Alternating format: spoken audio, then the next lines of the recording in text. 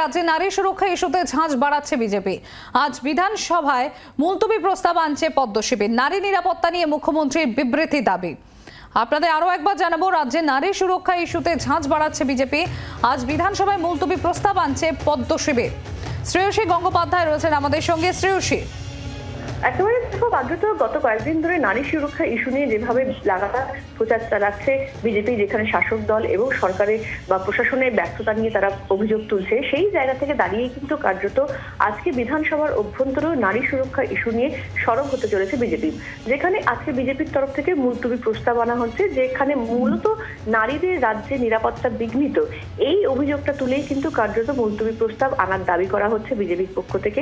এখন এই প্রস্তাব যদি গৃহীত হয় তাহলে তার ভিত্তিতে আলোচনা হতে পারে, অথবা অনেক ক্ষেত্রে দেখা যায় যে মুলতবি প্রস্তাব শুধুমাত্র পাঠ করার সুযোগ পান যারা আনেন, তাদেরকে সেই পাঠ করার সুযোগ দেওয়া হয়, সেটাও হতে পারে। কিন্তু কার্যত এই মুলতবি প্রস্তাব এনে আজকে বিধানসভার অভ্যন্তরে সরব হতে চলেছে বিজেপি, এবং সেক্ষেত্রে এই গোটা ইস্যুতে মুখ্যমন্ত্রীর বিবৃতি দাবি করা হচ্ছে বিজেপি পরিষদীয় দলের পক্ষ থেকে। শ্রেয়সী, তুমি আমাদের সঙ্গে থাকো। এদিকে বাড়ছে রাজ্য কেন্দ্র নিট সংঘাত। রাজ্যের বর্ষাকালীন অধিবেশনের তৃতীয় দিন শাসক দলের পক্ষ থেকে নিট নিয়ে আলোচনার প্রস্তাব। ন্যাশনাল টেস্টিং এজেন্সি নয় পরীক্ষার দায়িত্ব রাজ্যকে, এমন দাবির প্রেক্ষিতে বিধানসভায় আলোচনার প্রস্তাব।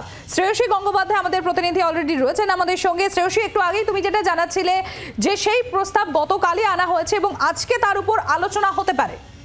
একেবারে দেখো, আজকে যেভাবে যা নির্দিষ্ট হয়ে রয়েছে বিধানসভা বিজনেস অ্যাডভাইজারি কমিটির বৈঠকে, যে গতকাল যে প্রস্তাব শাসক দলের পক্ষ থেকে পরিষদীয় মন্ত্রী শোভনদেব চট্টোপাধ্যায় এনেছেন, সেই প্রস্তাবের পরিপ্রেক্ষিতেই কিন্তু কার্যত আজকে এই আলোচনা হতে চলেছে। এবং এক্ষেত্রে সেই প্রস্তাবে মূলত যেটা বলা হয়েছে যে একাধিক, যে গত কয়েকদিনে এনটিএর বিরুদ্ধে যে একাধিক অভিযোগ উঠেছে নিট পরীক্ষা ঘিরে, তারই পরিপ্রেক্ষিতে বলা হয়েছে যে এক্ষেত্রে রাজ্যের হাতে, যেরকম রাজ্য আগে মেডিকেলে এন্ট্রান্স টেস্ট নিত, জয়েন্ট এন্ট্রান্স বোর্ড নিত, ঠিক একইভাবে যেন রাজ্যের হাতে এই যে পরীক্ষা, সেই পরীক্ষার দায়িত্ব ফের তুলে দেওয়া হয়, এমনটাই দাবি জানিয়ে কিন্তু কার্যত এই প্রস্তাব আনা হয়েছে শাসক দলের পক্ষ থেকে।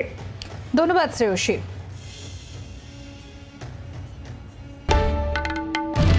বাংলার আওয়াজ, বাঙালির আবেগ, জি 24 ঘন্টা।